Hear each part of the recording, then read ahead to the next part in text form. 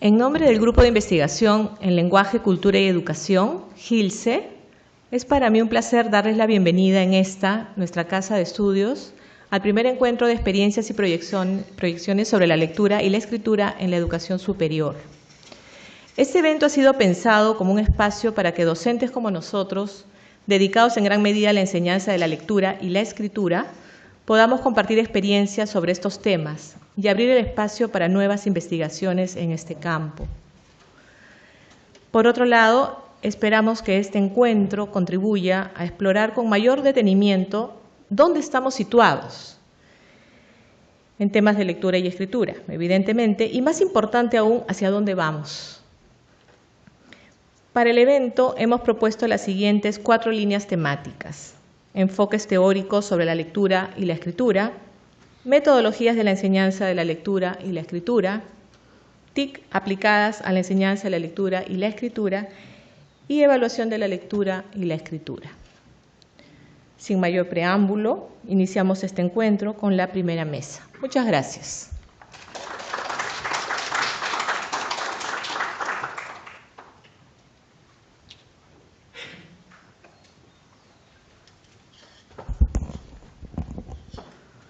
Buenos días con todos. Muchas gracias por venir. Vamos a dar inicio a la primera mesa, cuya línea temática se relaciona con los enfoques teóricos sobre la lectura y la escritura. En esta mesa nos acompañan Roberto Brañez y Marco Flores, por favor adelante, en representación de la Universidad Antonio Ruiz de Montoya, Cintia Peña, en representación de la Pontificia Universidad Católica del Perú, y Diana Muñoz y Fabio Gembuel en representación de la Fundación Universitaria de Pompayán, Colombia. Cada expositor tendrá 15 minutos para presentar su ponencia y al final habrá unos 15 minutos más para que el público formule algunas preguntas. Empezamos entonces la mesa con Roberto y Marco. Muy bien, buenos días. Muchas gracias por asistir hoy día. Roberto y yo venimos en representación de la Universidad Antonio Ruiz de Montoya y queremos, en realidad en representación del equipo de lengua, ¿no?, de la universidad, y queremos presentarles hoy la propuesta que estamos desarrollando para la enseñanza de la escritura académica en el programa de Humanidades. Ciertamente el programa es un paralelo de lo que serían los estudios generales en otras universidades. Y este año hemos planteado un cambio en la manera en cómo enseñamos los cursos de lengua. Así que les vamos a presentar nuestra propuesta. Bueno, voy a ser un poco breve en esta parte inicial.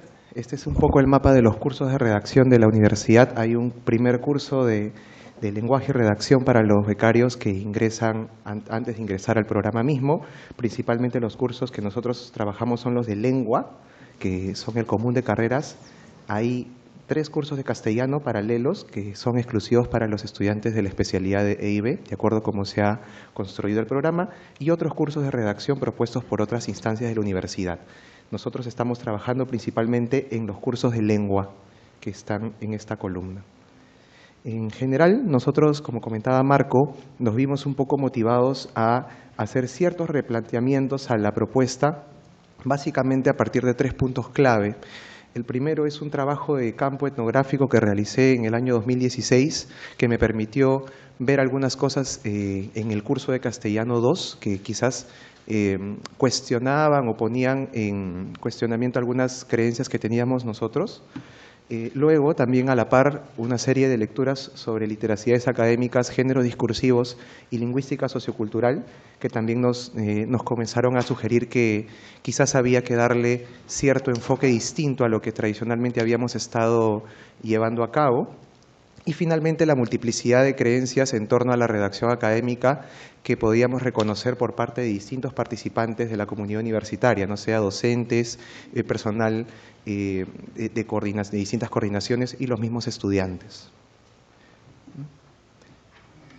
Bien, así fue como planteamos a partir de este año el modelo sociocultural identitario para la enseñanza de la escritura académica.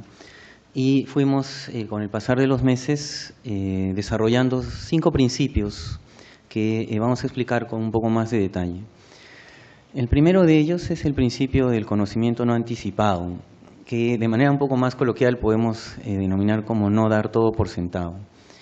Es decir, cuando enseñamos redacción en la universidad, por lo general los profesores asumimos que nuestros estudiantes ya dominan, o por lo menos están bien familiarizados con algunos procesos de la construcción de conocimiento, como por ejemplo, voy a saltar a la última parte, que todos los estudiantes saben reconocer cuando un texto es académico, ¿no? O que todos saben bien ubicar bibliografía pertinente en bases de datos o en Internet en general, o más complejo aún, que saben articular su voz con la de las fuentes que leen o que citan, ¿no?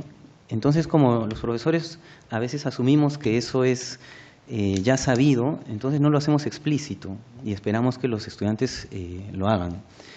Entonces surgen algunas frases o palabras como que ese es un conocimiento básico o eso es de sentido común y por lo tanto no se explica.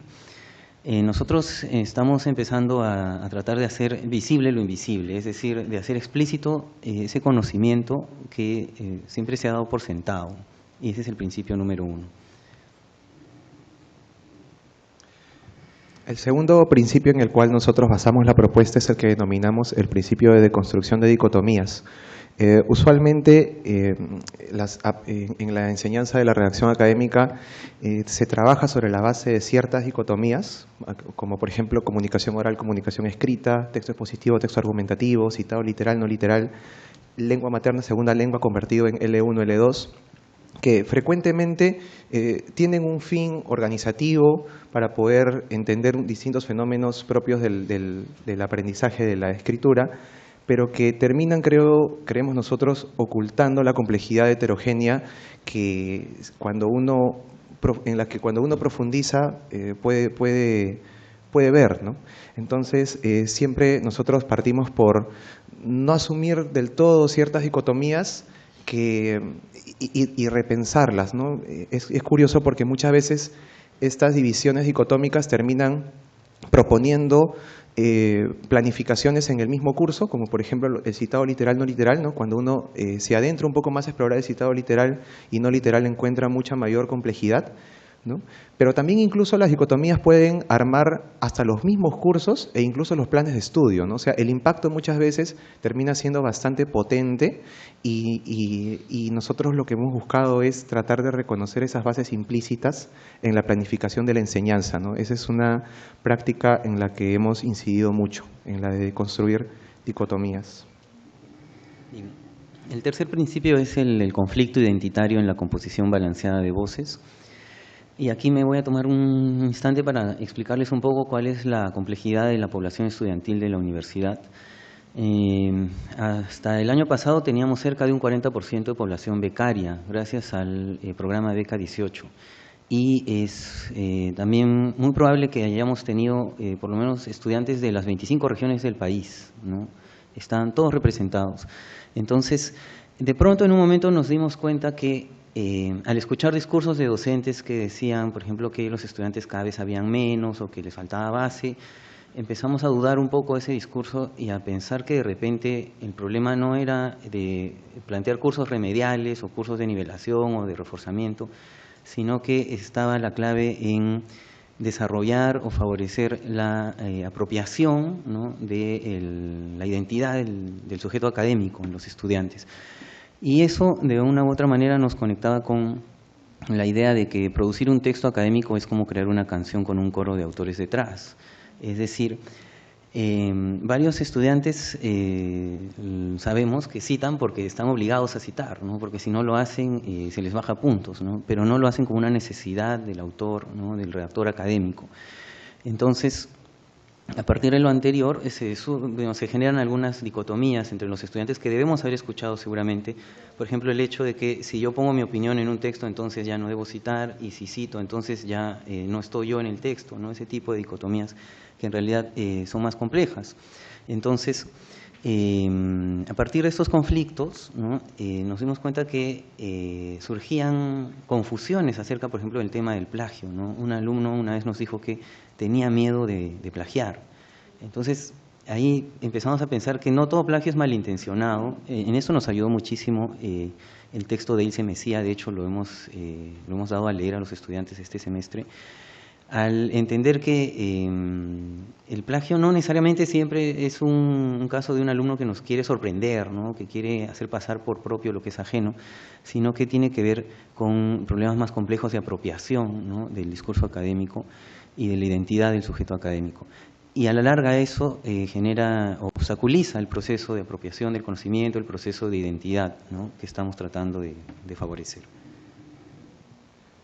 El cuarto principio es el principio del dinamismo genérico multimodal. Entendemos, voy a ser un poco más breve en esto, los géneros discursivos no son plantillas cerradas. Cuando hablo de géneros discursivos hablo, por ejemplo, en lo que es un ensayo, lo que es un estado de la cuestión, en general, una respuesta de un control de lectura, etcétera. Pero además nosotros reconocemos algo, que el salto del papel impreso al papel virtual no es simplemente el cambio de una plataforma u otra, ¿no? Estamos también en un salto que nos permite acceder, por ejemplo, a mayores recursos multimodales. Hoy en día, en un documento de Word tú puedes incorporar links, hipervínculos, puedes incorporar incluso un video, y eso también tiene un rol importante en repensar los distintos géneros discursivos más allá de lo meramente escrito. Cuando muchas veces nosotros no contemplamos esta multimodalidad en la enseñanza y pensamos que exclusivamente estamos abarcando solamente elementos escritos, clásicamente escritos, también estamos haciendo a un lado de la planificación de un curso necesidades de citado que muchas veces los estudiantes tienen, como cito una imagen, por ejemplo, ¿no? Son elementos que también los tomamos en cuenta. Y todo esto también nos lleva al quinto principio, que es el de construcción textual multidimensional. ¿A qué nos referimos? A que deconstruir es más que reconocer estructuras. Esto está relacionado con lo que hablábamos en la presentación de ayer de la doctora Casteló, y tiene que ver también con hacer visible lo invisible. Es bien sencillo. Muchas veces cuando nosotros les ofrecemos a un estudiante un texto modelo, usualmente le decimos, mira, este es el texto modelo, esta es la contextualización, acá se organiza el tema, acá se presenta el primer subtema, acá las reflexiones finales, etcétera. Eso es una deconstrucción básicamente estructural, que es útil, pero que quizás no termina de reconocer la complejidad en la configuración de un texto. Lo que nosotros hacemos es deconstruir el texto de manera multidimensional, es decir, más allá de la estructura. ¿Qué otras dimensiones pueden ingresar? Por ejemplo, el balance de voces, ¿no? Cuando uno ve el texto y dice, mira, vamos a trabajar o vamos a ver cómo en ese texto la persona ha logrado generar un balance de voces en la medida en que ha citado a otros autores y ha dicho algo nuevo. Y fíjate en estos mecanismos tan chiquititos que habitualmente no se ven, ¿no? Cosas que también, por ejemplo, están relacionadas con el dominio de la misma variedad académica, ¿no? A veces, por ejemplo, ¿no? Uno ve las comillas, ¿no? Entonces, en un texto alguien dice el sujeto académico y pone comillas, y tú puedes enseñar la comilla en términos técnicos, pero también puedes ver todo el posicionamiento identitario que hay en colocar comillas. Y esas cosas pequeñitas también deberían formar parte de la deconstrucción textual, que no son meramente estructural, sino que atienden a otras dimensiones más, ¿no? Ese es el principio de deconstrucción textual multidimensional. Bien, entonces ahora solamente nos resta hacer un recuento de cómo hemos puesto en marcha el modelo desde este año, desde 3 ejes, que son la planificación, la metodología y la evaluación, pero tenemos que tener en cuenta contextos institucionales. Por ejemplo, la tradición de humanidades que tiene la universidad, por ser la universidad jesuita, en una centralidad de la persona, ¿no? Que además está sumada a una tradición ignaciana mucho más concreta, que tiene que ver con prácticas reflexivas del sujeto, que nos ayudan muchísimo, ¿no? En la cuestión de la identidad, y una línea propedéutica que propone la universidad, que está conformada por los cursos de lengua, que son 2, y 2 cursos más, antropología y metodología del trabajo intelectual. Esa línea está orientada a que el alumno, digamos, tenga éxito en su vida universitaria, ¿no? No está orientada tanto al éxito profesional, sino a la vida universitaria. Y teniendo eso en cuenta, planteamos estos 3 ejes y los aplicamos en los cursos de Lengua 1 y Lengua 2 a partir de este año. En relación con la planificación, para nosotros es importante el trabajo de inducción a los docentes ingresantes al equipo, en la medida en que la propuesta tiene un enfoque particularmente distinto al que habitualmente se ofrece. Nosotros tomamos eso como base importante, y además hemos elaborado algunos documentos un poco más específicos, ¿no? Definiciones sobre texto académico, redacción académica y variedad académica, que tiene que ver también con el no dar todo por sentado, porque a veces se asume que son conceptos ya zanjados, ya discutidos y sin mayor tipo de reflexión. Nosotros, a partir de un trabajo conjunto, hemos definido estos elementos. Tenemos también un manual de citado que es más que simplemente disposiciones técnicas, que supone todo el proceso de citado desde la búsqueda bibliográfica hasta la inserción en el mismo documento, en la misma elaboración de un trabajo. No solamente términos técnicos, como digo, sino en cómo tú puedes aparecer en un texto sin cancelar la presencia de otros autores. Y una tipología de errores que es un documento particular que busca darle un enfoque también distinto a la enseñanza de la variedad académica, ¿no? Que es un documento muy particular en este caso. En cuanto a la metodología, hemos aplicado en la segunda mitad del curso la deconstrucción, que Roberto ha explicado bien hace un momento.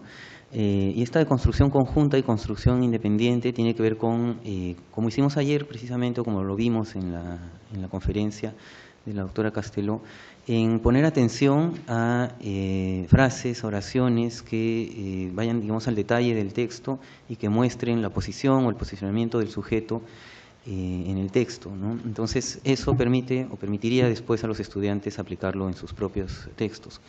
Y por otro lado, redujimos la cantidad de géneros discursivos que tratábamos de cubrir básicamente a dos, ¿no? A la respuesta de explicación-ejemplificación y a la respuesta analítica, porque entendimos que es lo que más se solicita en la vida universitaria, ¿no? Entonces, lo tratamos de condensar todo en un producto llamado el ensayo analítico, donde se tienen que aplicar esos dos tipos de respuestas. Finalmente, en términos de evaluación, nosotros hemos reorganizado nuestras rúbricas tomando como base la imagen, la figura del texto académico, y la desdoblamos también para poder trabajar temas de variedad académica sin que esto sobrecargue o sobrecargue la atención de la evaluación. Esto implica el trabajo de evaluación, un reentrenamiento de la mirada docente. Muchas veces el docente tiende a estar pensando en buscar determinados aspectos técnicos, y la evaluación para nosotros es más que eso, ¿no? Por eso también incorporamos la retroalimentación dialogada. El papel te dice ciertas cosas y el estudiante te dice muchas cosas que ha querido, ¿no?, agregar al papel, ¿no?, al documento mismo. Cuando tú dialogas con el estudiante, puedes conocer más que lo que te ofrece en el texto que te ha entregado, ¿no? La retroalimentación dialogada para nosotros es importante para poder generar o para poder reconocer con mayor precisión estos conflictos que vemos que son más identitarios que técnicos, ¿no?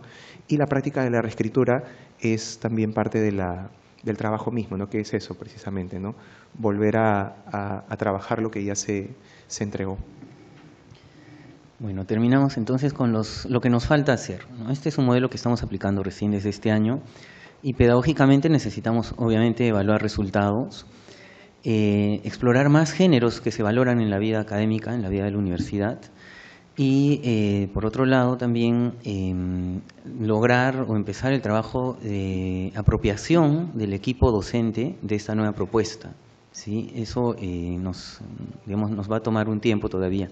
Institucionalmente, necesitamos articular los cursos de lengua con el resto del eje propedéutico que les he comentado hace un momento. Necesitamos que la propuesta se conozca dentro de la universidad, ¿no?, que las autoridades, el resto de profesores, las escuelas profesionales conozcan lo que estamos haciendo, y a la larga que nuestro equipo de lengua, de docentes de teoría y de práctica, se convierta también en un equipo de investigación. Muchas gracias.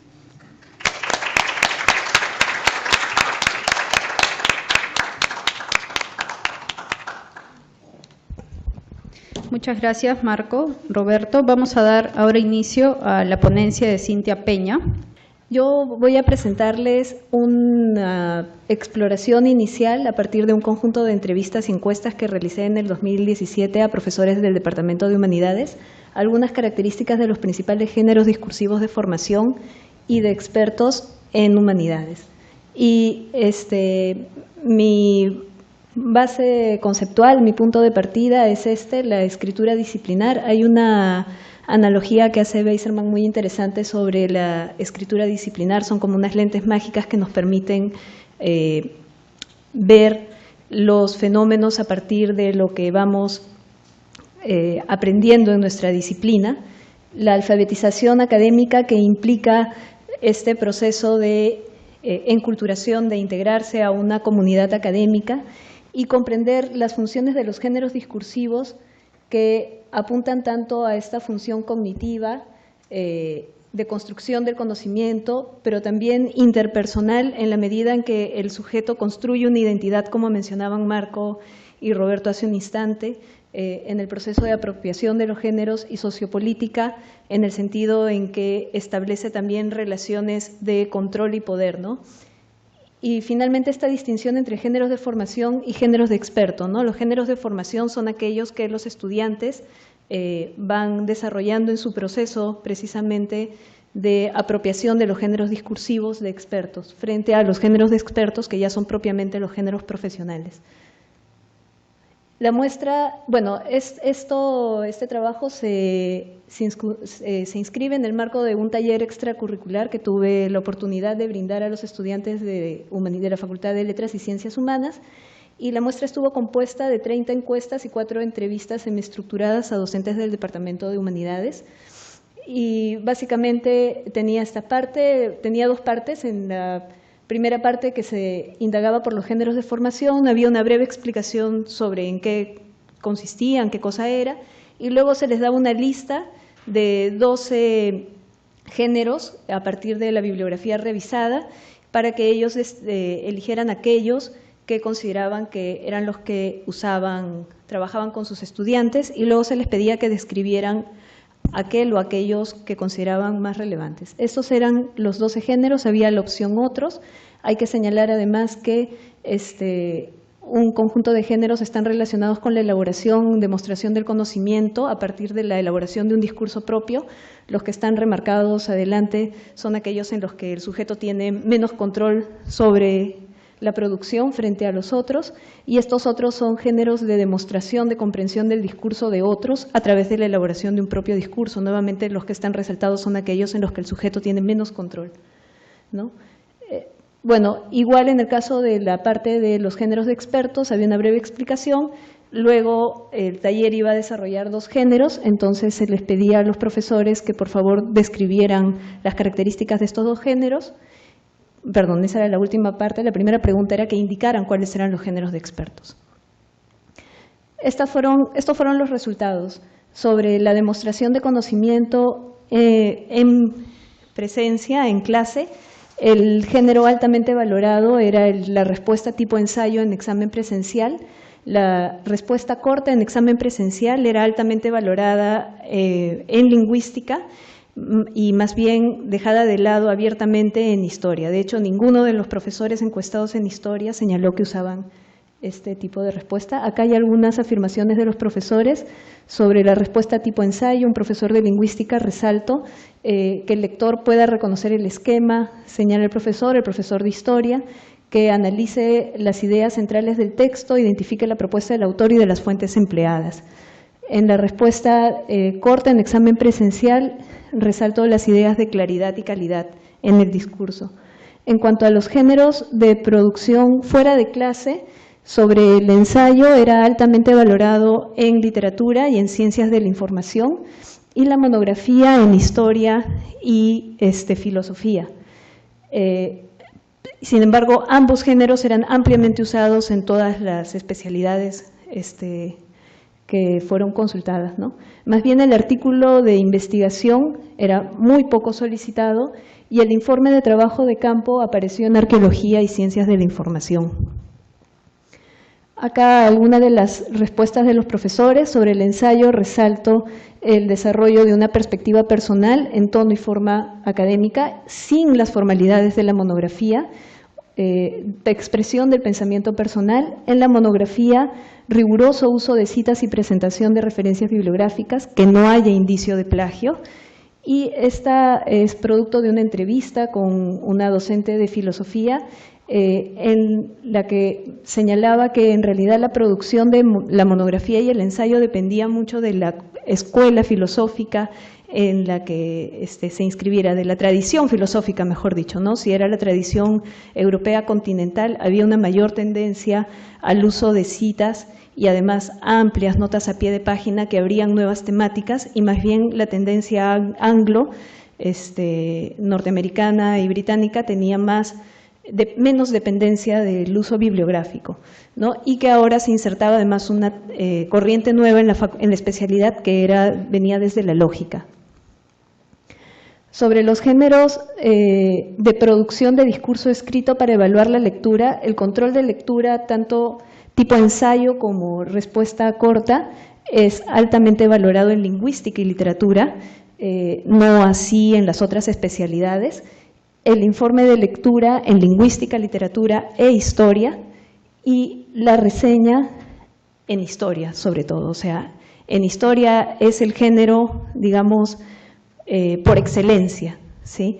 Y también apareció en lingüística y literatura, aunque en menor medida, ¿no? Aquí algunas apreciaciones de los docentes sobre la evaluación de lectura en la respuesta corta. Como ven, hay bastante detalle, se hace énfasis en la claridad, y en la respuesta tipo ensayo, más bien, la respuesta es bien laxa, ¿no? Tomar una idea del texto y explicarla, ¿sí? Es bien general. Sobre el informe de lectura, ¿sí? También hay un detalle acerca de lo que se desea, y en cuanto a la reseña están las partes de la reseña esperadas. Además, el docente de historia señala que es importante que no se haga solo el resumen, sino también que haya una valoración, ¿no? Finalmente, sobre la presentación de discursos orales, en todas las especialidades se trabajaba la presentación oral de lectura, mientras que la presentación oral de investigación era solicitada en mucha menor proporción. No estuvo dentro de la encuesta el examen oral, pero salió en otros, ¿no? De hecho, en conversación con profesores, en filosofía es también un género discursivo trabajado. Bueno, acá hay algunas de las respuestas de los profesores sobre la presentación oral de la lectura, que dé pie a una discusión y que motive la discusión. Fueron las observaciones de los docentes de Historia y Geografía. Y sobre la investigación, que relacione el tema con lo trabajado en la clase, que explique una problemática y que haya un método, una metodología, ¿no? Además, podemos considerar que hay otras operaciones discursivas que atraviesan distintos géneros. Aquí planteo algunas de ellas a partir de la lectura de Natalia y Estañaro, y se evidenció en las conversaciones con los profesores, con la docente de Ciencias de la Información y de Geografía y Medio Ambiente, que algunas de estas operaciones son altamente requeridas en cada una de estas especialidades, ¿no? En Ciencias de la Información, la capacidad de análisis y síntesis, y en Geografía, la descripción, el establecimiento de relaciones causales y finalmente la evaluación de la situación. Bueno, a partir de toda esta información hice una sistematización de estas características y planteé estas 9 características que están aquí en la diapositiva, ¿sí? Coherencia, cohesión y cohesión, la precisión y suficiencia, el análisis y profundidad, claridad expositiva, integración y discusión de las fuentes, originalidad, capacidad de diálogo con un enfoque más bien en la interacción, generación de discusión académica y ajuste a reglas normativas. ¿Qué podemos decir? Características que solo aparecieron en géneros muy específicos, la 7 y la 8 solamente en los discursos orales, y la 9 fue solamente mencionada para el ensayo, la respuesta tipo ensayo presencial, ¿no? Quizás está en relación con que los estudiantes de la Facultad de Humanidades ya tienen mayor dominio de este tipo de reglas, ¿no? Es interesante que, cito aquí a Casani, la interpretación es dinámica, el contraste de puntos de vista elabora y modifica la comprensión del texto y viceversa, pero esta interpretación dinámica, por lo menos en el discurso de los profesores, parece claramente vinculada con la interacción oral cara a cara, o por lo menos era lo que se dejaba ver en las encuestas, ¿no? Por otro lado, sobre las presentaciones orales, había una distinción que hacer. Tanto la presentación de lectura como de investigación implicaban claridad expositiva, capacidad de diálogo, enfoque en el interlocutor y generación de discusión académica. Pero la presentación de investigación implicaba las características 5 y 6, que es la integración y discusión de fuentes y la originalidad, mientras que la presentación de la lectura, el análisis y la profundidad, ¿no? Entonces, sobre esto, acá cito a una investigación de Castelló, Bañales y Vega, en la que recogen a partir de una investigación de lo que hacen los buenos lectores, o sea, los escritores expertos, ¿sí? Cuáles son esas prácticas, y efectivamente lo que se ve es que a partir de este conocimiento previo conectan y transforman conceptos o ideas generales, son capaces de resumir y conectar las ideas, realizar anotaciones intertextuales y pasar de lo que se denomina una escritura elaborativa, ¿sí? Que implica toda esta conexión de las ideas, a una escritura comunicativa, en la que la finalidad es hacer una integración personal de la información sistematizada. Después, sobre las respuestas a ensayo, ¿sí? En lingüística y literatura había un especial énfasis en la claridad expositiva, ¿sí? Los profesores en sus respuestas solían dar mucho detalle acerca de cómo debían estar estructuradas esas respuestas. Incluso algunos de ellos señalaban que debía evidenciarse el esquema, las relaciones entre las ideas, entre párrafos. Y los profesores de historia, sobre todo, hacían mucho énfasis en la integración y discusión de las fuentes, ¿no? Y esto está en relación precisamente con el proceso de escritura en el ámbito académico, que implica la escritura a partir de la lectura de varias fuentes, ¿no? Y supone de parte del escritor desarrollar una conducta de ser un lector, leer como escritor en la búsqueda de un objetivo y escribir como un lector, estableciendo las relaciones entre las ideas para construir su propuesta personal de interpretación, ¿no? Sobre los productos de más largo aliento, como la monografía y el ensayo, en el ensayo destacaba la originalidad. No sé si recuerdan que señalaba ahí el aporte personal señalado por los docentes, mientras que en la monografía, sobre todo, la integración y discusión de fuentes. Y aquí hay que entender este proceso de integración y discusión de fuentes que conduce precisamente a desarrollar la intertextualidad como un fenómeno discursivo, lo que mencionaban Roberto y Marco, en el sentido en que no es simplemente incorporar citas, ¿no?, dentro del texto, sino establecer relaciones entre los autores, que el escritor se posicione frente a ellos, y esto implica que genere una voz, una identidad, y la originalidad precisamente se establece a partir de la relación que el escritor ha establecido, y con ello ha generado una línea de lectura, una guía de lectura, ¿no? Entonces,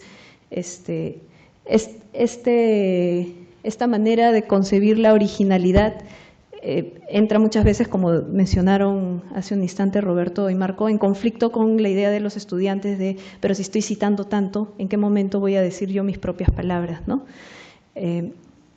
Bueno, interpretación de los resultados, una prevalencia del discurso escrito sobre el oral para evaluar la demostración del conocimiento, sobre todo en su versión extendida, en la respuesta tipo ensayo.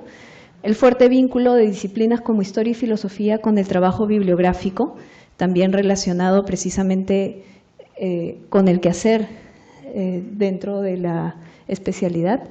La relación de la preferencia del género ensayo en literatura con el tipo de texto solicitado a los estudiantes, en donde tienen que plantear precisamente una interpretación personal, más o menos a partir de lo que señalaba en las características. La escasa inclusión del género artículo de investigación, que es esperable porque este es un género más bien de experto.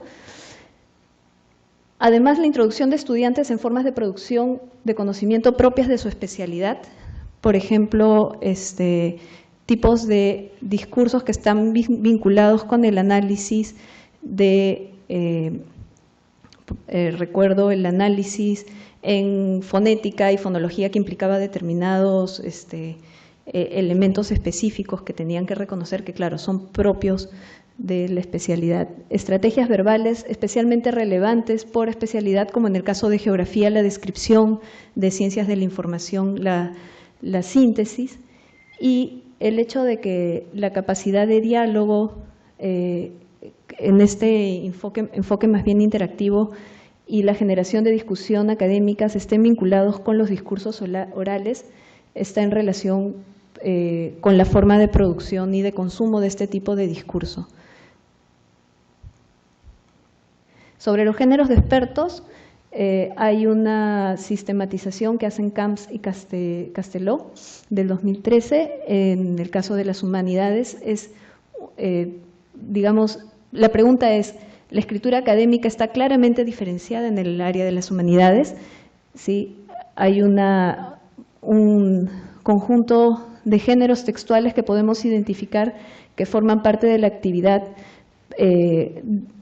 académica propiamente, la social académica, la que está relacionada con la enseñanza y el aprendizaje, la actividad profesional, ¿no? En este caso, lo que he hecho es simplemente sistematizar, ¿sí? No he planteado aquí el análisis por una cuestión de tiempo, y básicamente los géneros de expertos en humanidades que se vieron relevantes en la encuesta están en estos ámbitos académico y el ámbito profesional, pero es, como ven, complicado establecer una distinción clara entre ambos, ¿no?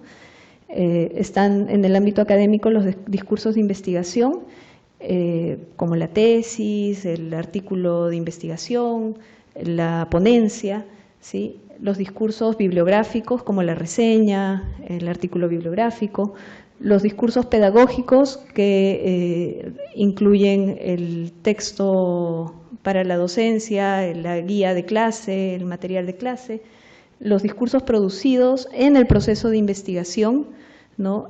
Que incluyen los proyectos, discursos también de interacción, los discursos de divulgación de conocimiento disciplinar en medios masivos de comunicación, como las columnas de opinión, por ejemplo, mesas redondas, los discursos de divulgación del conocimiento disciplinar en ámbitos educativos o vinculados con la especialidad, por ejemplo, en el caso de las especialidades de historia, de geografía y de arqueología, el trabajo con guías turísticas, guías de museos, etcétera, y los discursos creativos que sobre todo estaban vinculados con la especialidad de literatura. Bueno, sobre el informe, algunas características de acuerdo con la especialidad, que ya solamente las muestro porque sí, son algunas características específicas de cada una de las especialidades. Bueno, gracias.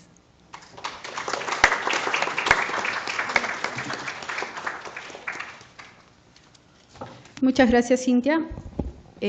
Lamentablemente nuestros últimos ponentes no han podido llegar. Vamos a dar inicio a la ronda de preguntas. Sí, muchas gracias, Cintia, Marco y Roberto. Muy interesante la mesa. Yo tenía una pregunta para Cintia y otra para Marco y Roberto. Creo que la pregunta más sencilla es la de Marco y Roberto, entonces empiezo por ahí. Me interesa saber cómo integran este documento de tipología de errores en su propuesta, que es tan distinta, digamos, de las propuestas tradicionales, ¿no? ¿En qué consiste este documento? ¿Cómo lo enfocan? ¿Cómo hacen para que no entre en conflicto con una visión, digamos, más facilitadora de la redacción y de la producción de la voz del redactor? Y que no más bien reprima las posibilidades creativas de los alumnos, ¿no? Y La pregunta para Cintia es que no me quedó claro si tú estás viendo este énfasis que tienen, este énfasis en la discusión, en la producción de diálogo y de discusión académica, el hecho de que esto esté tan centrado en los discursos orales, tú lo ves como un problema para la concepción de los discursos escritos, ¿no? Porque los discursos escritos también podrían ser pensados así y aparentemente los profesores no lo están viendo de esa manera. Entonces, no sé si tú acá estás enfocando un problema o una virtud de la concepción que tienen los profesores sobre la producción de géneros discursivos. Bueno, gracias por la pregunta. Voy a tratar de sintetizar algunas ideas. En primer lugar, el documento de tipología de errores los planificamos a partir de reconocer qué entendíamos primero por variedad académica. Esa fue nuestra pregunta inicial. Eso nos llevó a pensar la variedad académica en primer lugar en un plano léxico, en segundo lugar en una dimensión microestructural que tiene que ver con elementos de cohesión y en tercer lugar con lo que llamamos dominio de los principales sistemas normativos, es donde ingresan la puntuación, la ortografía y la tildación. Esto nosotros lo condensamos en un documento a partir de una organización de más o menos 16 tipos de error, en un documento que previamente presenta lo que entendemos por error en el ámbito académico. Partimos de una premisa básica que es que uno no puede perder un juego que no está jugando. Entonces, a partir de eso nosotros explicamos el concepto de error desde una perspectiva crítica y no como algo que es. Ese es el primer paso. El segundo paso es que todos estos, entre comillas, errores están codificados dependiendo del tipo, entre comillas, que nosotros le hemos agregado. Cuando nosotros realizamos una revisión de un trabajo, nosotros también comentábamos que es importante reentrenar la mirada docente, porque muchas veces cuando está exclusivamente centrada en el aspecto normativo, es lo que habitualmente es lo más saliente en la evaluación, ¿no? Ajá, ¿no? Anacoluto de no sé qué, ajá, queísmo, de queísmo, ¿no? Entonces, eso termina como que centrando el foco en un espacio y desatendiendo los otros. Por eso es que nosotros a eso le agregamos otro procedimiento más, que es el desdoblamiento de las rúbricas. Para esto, para nosotros fue importante en primer lugar decir, ok, nosotros estamos evaluando la construcción de textos académicos. ¿Qué entendemos por texto académico? Básicamente lo dividimos en 4 dimensiones: la originalidad, la intertextualidad, la adecuación genérica y la formalidad. Formalidad está asociada a la variedad académica. Entonces, la rúbrica la desdoblamos. Una rúbrica que centra su atención en estas 3 primeras dimensiones de manera mucho más enfática, y una segunda parte, de un apéndice de la rúbrica que habla de la variedad académica con estos tipos de error. Entonces, la idea es precisamente no dejar de atender estos aspectos que son importantes en la elaboración del texto académico, pero que eso no termine ocultando las otras dimensiones adicionales. Entonces, con eso nosotros tratamos de completar el mapa. Y además de eso, vale decir que la enseñanza de la variedad académica, en términos de construcción, pasa también por visibilizar algunas características que suelen ser más comunes en la redacción. Por ejemplo, en términos de puntuación. No más allá de toda la dinámica de enseñanza de la puntuación, uno puede reconocer que el punto y coma y los 2 puntos son más propios del discurso académico, que suelen aparecer más en estos contextos que en otros espacios. Y eso a veces no se ve. Y eso, por ejemplo, aparece cuando alguien elabora incluso un título de una presentación, en donde hay una primera parte un poco más atractiva y una segunda parte un poco más académica y está vinculada con los 2 puntos. Esas son las cosas mucho más de detalle que nosotros tratamos de hacer más visibles. Sí, yo nada más quiero agregar, aprovechando la pregunta sobre la tipología de errores, que como les comenté, recibíamos varios discursos docentes, ¿no? Que, por ejemplo, decían que los alumnos no sabían escribir, ¿no? O sea, yo creo que acá se reproducen, digamos, debates ya muy antiguos en la universidad, que son el de los reclamos de las escuelas profesionales hacia la formación en humanidades, o hacia la formación en estudios generales. Y entonces surge la pregunta, ¿qué es escribir mal, ¿no? ¿Qué es lo que no hacen bien los estudiantes? Y creo que la tipología de errores nos ayudó a los profesores, o nos está ayudando a ver a qué le ponemos atención, ¿no? En estos códigos que tenemos, al final de la tipología de errores están los casos de puntuación, ortografía, y particularmente yo me di cuenta que a la hora de calificar un examen, donde reconocía más era en esos casos, al final, ¿no? Y lo que estaba arriba no lo veía. Entonces se trata también de a qué le prestamos atención, y creo que en ese sentido, al decir que un estudiante no sabe escribir, tal vez solamente estamos mirando esos detalles, ¿no? Y no la complejidad de la redacción académica. Entonces nos está sirviendo muchísimo también para hacer una mirada reflexiva, ¿no?, de los profesores. Bueno, en relación con la pregunta, Luis, lo primero que quería señalar es, en realidad, el instrumento que utilicé fue una encuesta, entonces no podría conjeturar más allá de los datos que he podido observar a través de ella. Lo cierto es que, como una característica que aparece recurrentemente en los discursos orales, en las presentaciones orales, es la discusión y la generación de diálogo. Y esta no aparece en los discursos escritos. Ahora, podría ser también que en la producción de textos escritos los profesores están considerándolos como productos acabados, ¿no?, y no como parte del proceso, ¿no? Entonces, por un lado, ¿no? Por otro lado, efectivamente, en el discurso hay un diálogo que se establece entre las fuentes, precisamente en el proceso de incorporación de voces, para generar esa voz propia que va conduciendo al lector por el razonamiento que el escritor ha construido, ¿no? Y ese, como señalaba hace un instante, es, digamos, su aporte personal, ¿no?, lo que constituiría la originalidad del texto. En ese sentido, la originalidad está íntimamente vinculada con el diálogo, ¿no? Claro, en todo caso, en la encuesta, ni en la encuesta ni en las entrevistas se vio esta característica en los textos escritos, ¿no?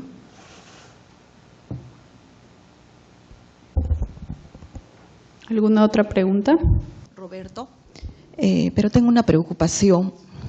Yo vengo de una universidad pública de Huancayo. La realidad es totalmente diferente, ¿no? Porque nosotros tenemos estudiantes en estudios generales que no solamente el problema es ortografía. Yo le quiero preguntar a ustedes, ¿no han considerado, por ejemplo, trabajar la caligrafía? Porque nosotros inicialmente estábamos controlando bajo el sistema virtual y todo lo demás. Pero cuando empezamos a entender el nivel de lectura, la caligrafía es otro problema grande. No sé qué opinión tienen ustedes al respecto. Yo creo que sería interesante de repente situar un poco la atención en lo que comentas. De repente es un espacio en el que no hemos de repente hecho mayores reflexiones desde nuestra propuesta.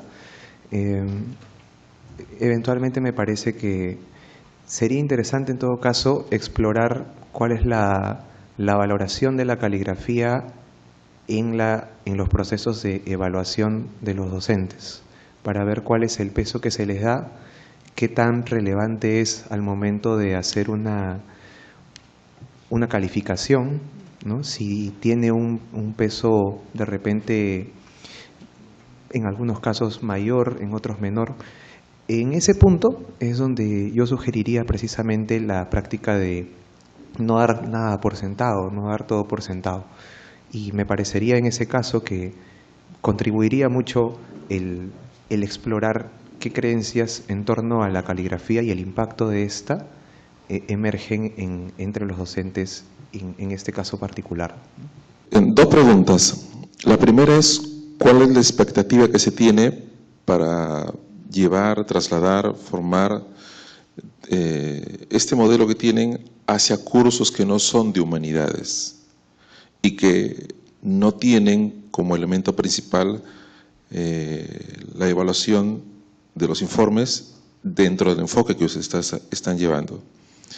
Segunda pregunta es, ¿cuál es la premisa que tendrían para llevar estos esquemas a la virtualidad, o sea, cursos virtuales, a la modalidad virtual, sabiendo que en la experiencia que nosotros tenemos, el estudiante no se acerca mucho a la lectura de los documentos virtuales y, por otro lado, los documentos que se presentan en curso virtual son muy restringidas en su exposición, número de páginas. Entonces se restringe mucho este elemento. Entonces, ¿cómo, si tienen alguna idea o han diseñado algo sobre ello? Bien, gracias por la pregunta.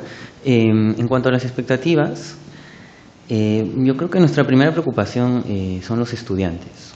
Y nosotros recibíamos ciertos discursos también de los estudiantes,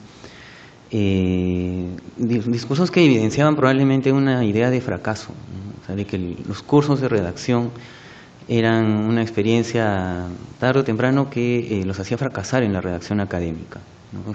Terminaba en una confusión muy grande, ¿no? Entonces, cuando nosotros hablábamos de los retos que tenemos a futuro y evaluar resultados, estamos en un momento particularmente importante porque todavía tenemos estudiantes que han llevado los cursos en su antigua versión, ¿no? Hasta el año pasado, y estudiantes que han llevado de repente Lengua 1 en la versión antigua y Lengua 2 ya con la nueva propuesta. Y tenemos que aprovecharlo ahora para entrevistarlos, para conversar con ellos y saber qué es lo que han notado, ¿no? Qué cambios han notado y si son positivos o si son, de repente son intrascendentes, ¿no? Entonces, lo que nosotros queremos es, en particular, hacer que esta propuesta primero funcione para la población estudiantil de la universidad, que es muy particular, ¿no? Es una diversidad cultural muy grande. Yo no sé, en realidad, para los que conocen la universidad, es un espacio muy pequeño, ¿no? Donde tenemos estudiantes de todo el Perú. Entonces, eso nos ha traído unos retos bastante interesantes y queremos que, digamos, que esto represente un éxito en el aprendizaje, ¿no? En la apropiación de la redacción académica, por un lado, ¿no? Y por otro lado, en cuanto a los docentes, ese trabajo, digamos, en cuanto a la institución, ese trabajo es más complicado, porque podemos estar preparando a los estudiantes, digamos, de una manera que luego sea desacreditada por otros cursos, por otras escuelas profesionales. Y ahí está también un gran reto de nuestro trabajo, que es hacer labor con los docentes, porque los estudiantes van a tener que redactar en toda su vida universitaria. Y es muy probable que al salir de lengua, al salir del eje propedéutico, las prácticas que nosotros hemos valorado, como apropiarse del discurso académico, construir una identidad del sujeto, sea invisibilizada nuevamente, ¿no? Entonces necesitamos también poner atención, ¿no? Y empezar a dialogar con el resto de cursos de humanidades y con las escuelas profesionales, ¿no?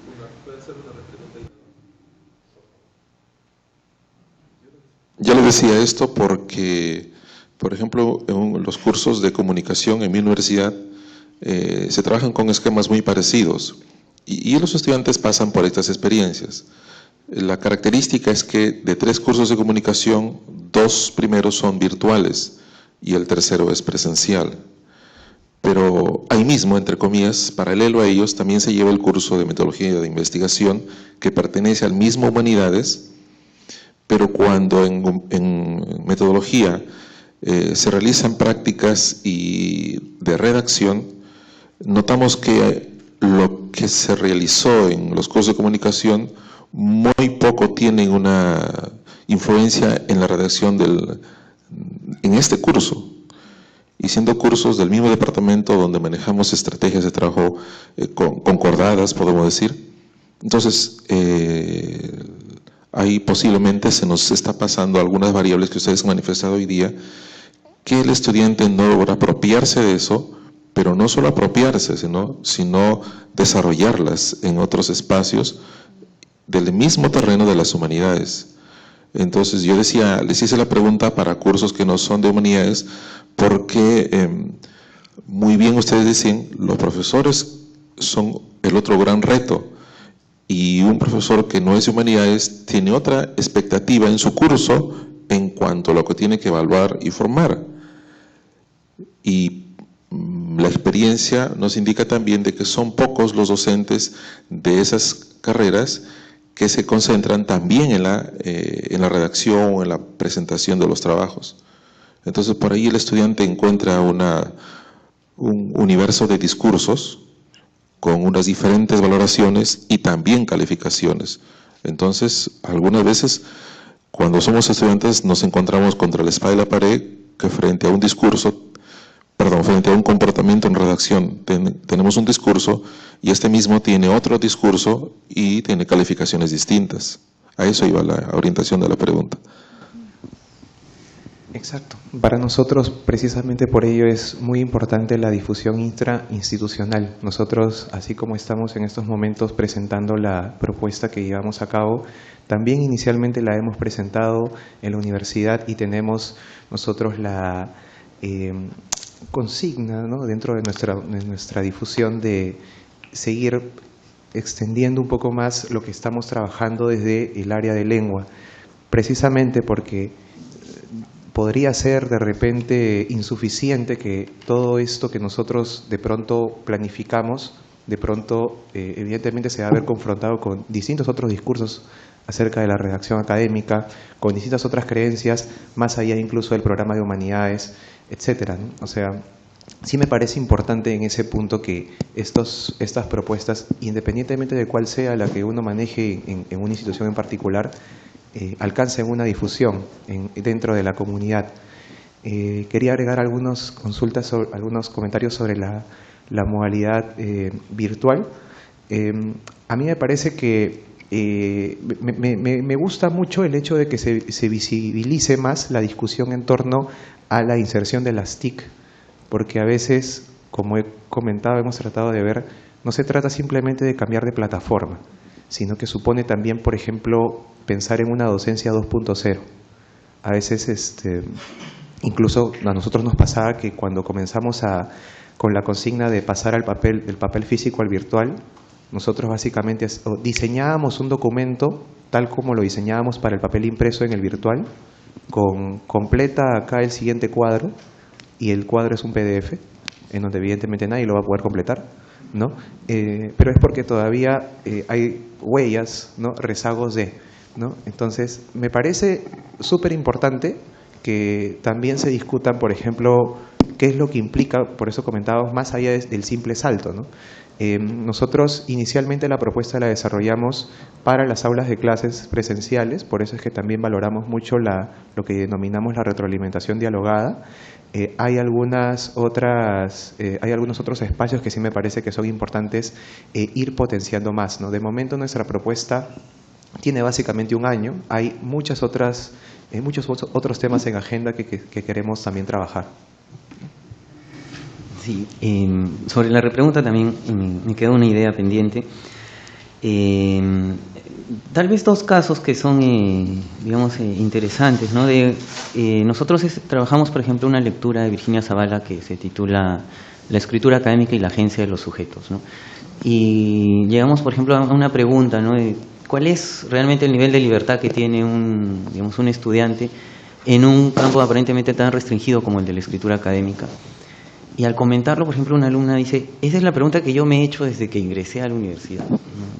Entonces, eso ya es como que un pequeño triunfo, ¿no?, el hecho de que hayamos logrado que se haga esa reflexión. O en el caso de un alumno que, por ejemplo, ha llevado Lengua 1 en la versión antigua y ahora está en Lengua 2 con esta nueva versión, y dice, a mí siempre me decían que lo hacía todo mal, ¿no? O sea, siempre me corregían y me corregían y me corregían. Entonces, ahora cuando, tengo un error de citado y me dicen, tranquilo, te estás apropiando de la dinámica del diálogo de voces, entonces es otra cosa, ¿no?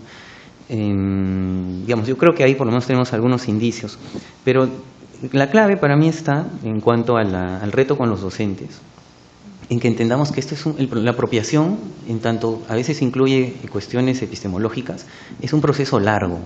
Y los profesores de otras facultades nos decían siempre, si ya les enseñaron a redactar, ¿por qué cuando yo les doy un curso no saben redactar, ¿no? Si ya les enseñaron a citar, ¿por qué se equivocan cuando llegan a mi curso? Claro, pero eso es si uno entiende que apropiarse de un discurso distinto toma 3 meses, ¿no? Eso es imposible.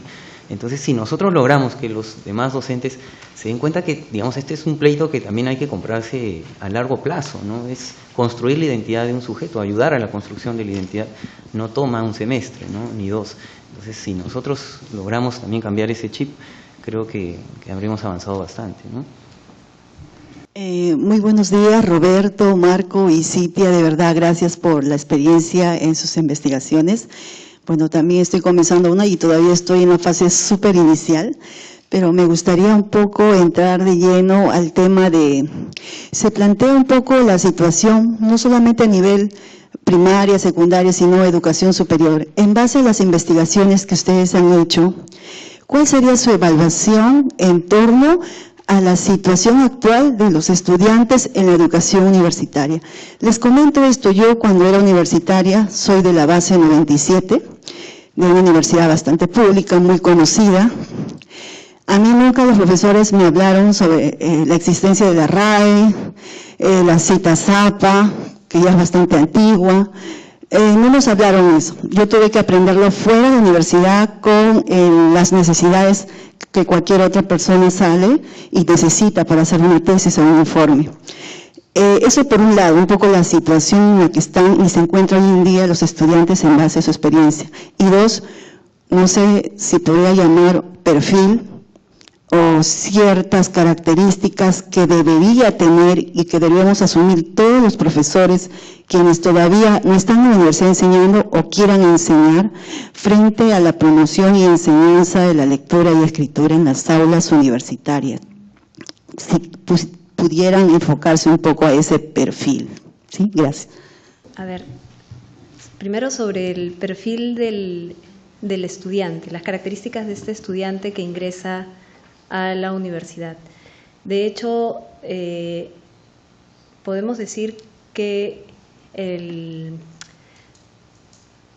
la educación terciaria, la educación superior, se ha ampliado, ¿sí? Hay un mayor acceso de diferentes grupos sociales con diferentes tradiciones también discursivas a la universidad.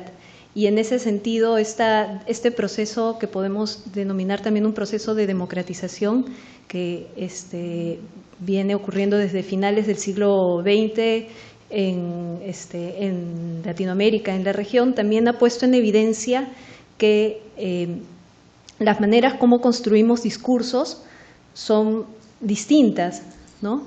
Y que no necesariamente ingresan o se hace más evidente que hoy no necesariamente ingresan jóvenes que ya se han apropiado del discurso, de la forma de construir discursos en el ámbito académico. Es decir, que sus prácticas de escritura no se acercan ni se asemejan mucho a las prácticas de escritura que se solicitan en la universidad. Sus prácticas de escritura y de lectura, ¿no? En ese sentido, estas diferencias han sido interpretadas, como mencionaron Roberto y Marco, desde la visión del déficit, ¿no? Es decir, entran a la universidad jóvenes que no saben, ¿no? Y necesitan nivelarse, ¿no? Y creo que en la línea de lo que han desarrollado Marco y Roberto, más bien lo que tenemos que hacer es darle la vuelta a esa mirada, ¿no? No es la visión del déficit, no es que no sepan o lo que saben está mal, sino que probablemente necesitan más herramientas y más recursos para apropiarse de estas formas de producción de discursos, ¿no? Y en ese sentido es que precisamente creo, como bien ha señalado, a finales de la década de los 90, o sea, a finales del siglo XX, se empiezan a implementar estos cursos de redacción, ¿no? Yo también recuerdo que cuando ingresé a la universidad, también por la misma época,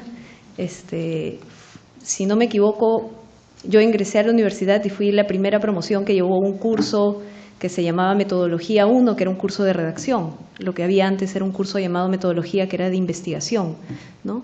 Entonces, de hecho, cuando ingresamos nos dijeron algo así como, este curso es nuevo porque la gente entra a la universidad y ya no sabe escribir, ¿no? Entonces, yo era de la promoción que entraba y no sabía escribir. Y claro que cuando llegué y me dijeron eso, dije, pero yo en el colegio pensaba que escribía bonito, ¿no? Creo que es eso, ¿no? Es un proceso, estamos inmersos en un proceso social en donde, digamos, más grupos sociales ingresan a un ámbito, ¿no? En donde sus prácticas discursivas no necesariamente se parecen a aquellas que están posicionadas como las que han sido validadas a lo largo, más bien, de un largo periodo histórico, ¿no? Entonces, ante esto, el reto es construir precisamente caminos para poder aproximar a estos jóvenes, aproximarnos todos, ¿no? Respetando también sus identidades, ¿no? Sus identidades como sujetos, no sé. Gracias por la pregunta. Quería comentar brevemente una anécdota bien breve. La primera vez que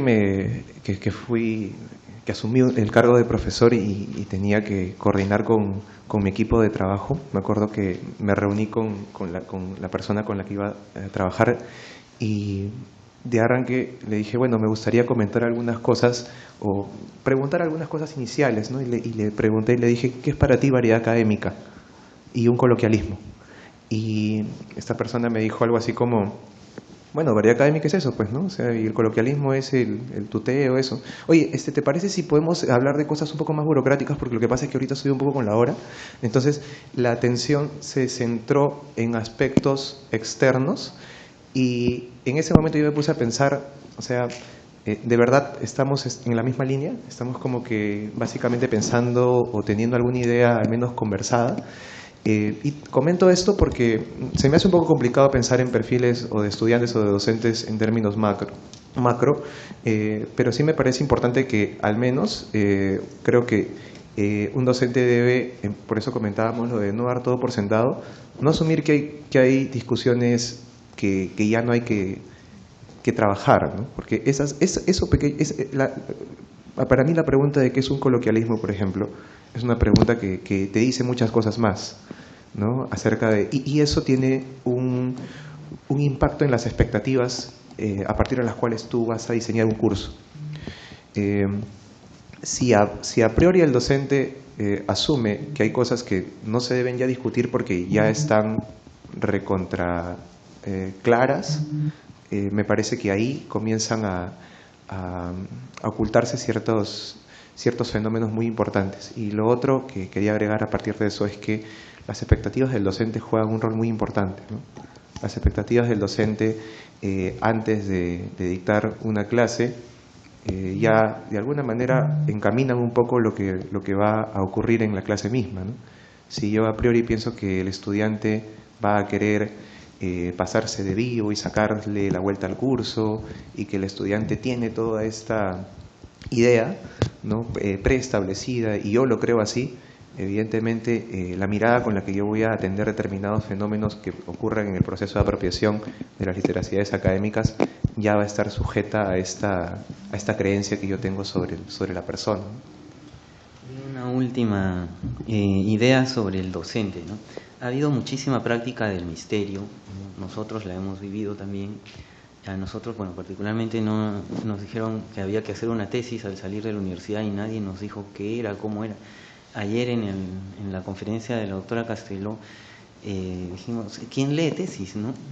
De verdad, el tesista, ¿no? Y a veces tampoco, ¿no? Entonces, eso se llama discurso de la transparencia, ¿no? Eso lo sabe todo el mundo, supuestamente. Y bueno, digamos, aquí el perfil del docente es el docente reflexivo, ¿no? Porque todo esto se puede entender, ¿no? Es un discurso que se puede entender, pero interiorizarlo, de hecho, tiene que ver con, tarde o temprano, con nuestras teorías implícitas, ¿no? O sea, cómo entendemos en el fondo, cómo aprende la gente, ¿no? Y tiene que ver en el fondo cómo aprendimos nosotros, cómo nos enseñaron, y eso no lo ponemos en duda. Entonces, si eso no se hace explícito, si no se explicita, no hay reflexión, entonces no se puede cambiar. Creo que eso, digamos, el perfil del docente reflexivo es clave. Muchas gracias a todos, muchas gracias a los expositores. Vamos a cerrar la mesa. Vamos a dar cierre a esta mesa, sin embargo, no a la discusión. Los invitamos a tomar un café, unos 15 minutos, y podemos seguir conversando sobre las ideas. Muchas gracias.